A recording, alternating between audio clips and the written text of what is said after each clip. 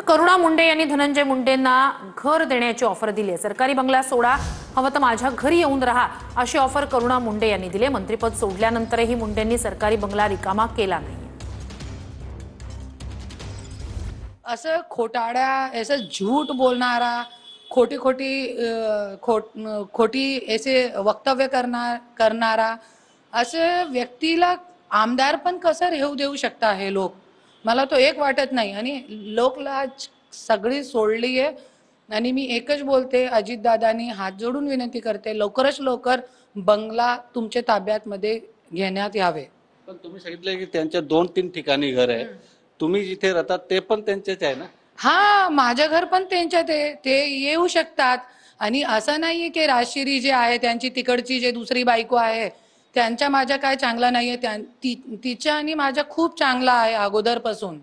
ज्या वेळेपासून मला माहित पडलं त्या वेळेपासून आमच्या दोघांचा चांगला आहे। ते येऊन राहू शकता, वेलकम आहे, अजून वेलकम आहे। टीव्ही9च्या माध्यमातून त्यांना इथे राहण्यासाठी आमंत्रित करणार आहे?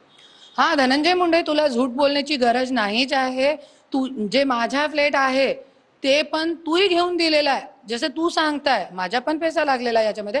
पण तुझा फ्लॅट आहे, तू या घरामध्ये राहा। आणि जरी तुला वाटेल, तुला माझ्या सोबत नाही वाटेल, तर मी सोडून जाते, मी कुठेतरी रेंटवरती राहते, तू या घरामध्ये येऊन राहा, पण सरकारी बंगला सोडा। कुठले सरकारचे जावई लागलेत ते की ते सातपुडा बंगला 15 दिवसात खाली करायचा असतो, 5 महिने झाले खाली केला नाहीये। प्रत्येकाला 200 रुपये दंड लागतो स्क्वेअर फूटच्या प्रमाणे, तर तो त्यांचा दंड आता 46 लाख रुपये झालेला असताना बंगला सोडत नाहीयेत, दंड भरत नाहीयेत। सरकारचे जावई लागलेत का